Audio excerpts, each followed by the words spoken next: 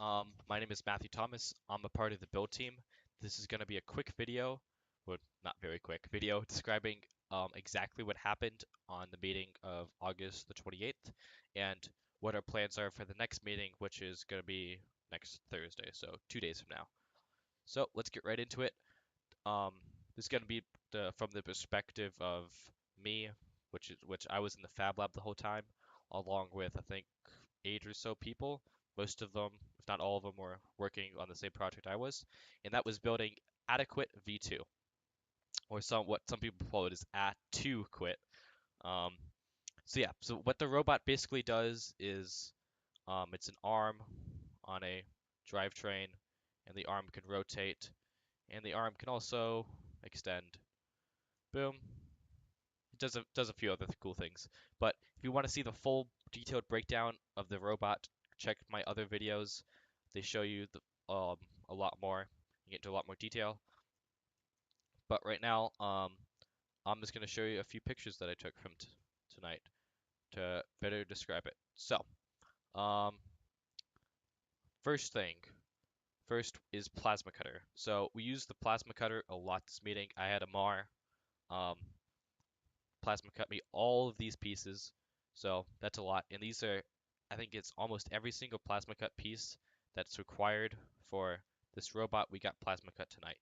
It took a long, long time, um, and we almost didn't finish, but at the very end we did finish it. So that's pretty awesome. If you see this plate, you see how it looks pretty dirty, not very clean. What we're gonna do next meeting is that we're gonna wire brush all of these plates, and it's gonna make them look nice and shiny and get rid of all these burrs that you see right here.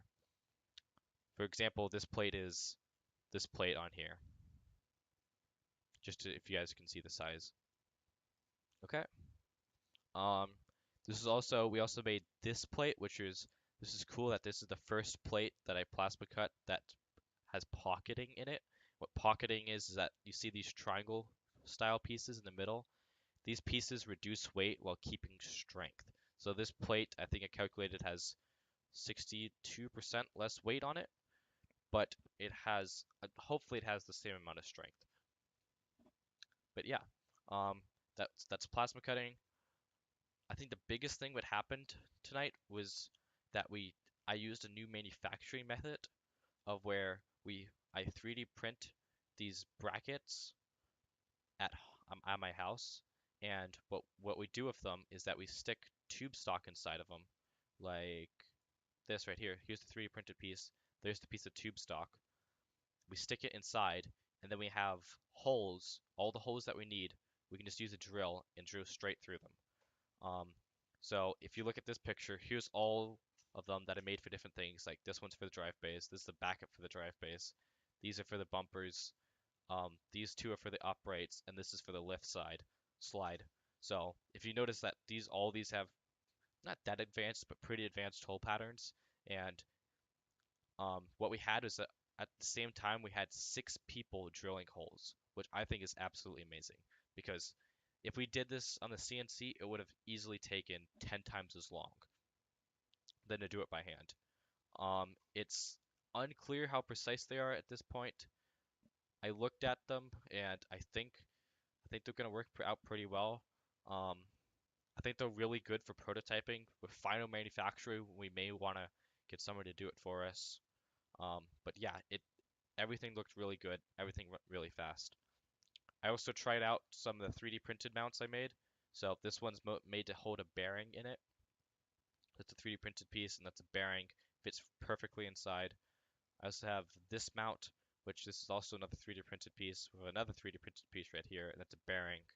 Check out my other videos if you want to see how those work. Here's the main carriage assembly with a piece of tube stock inside of it.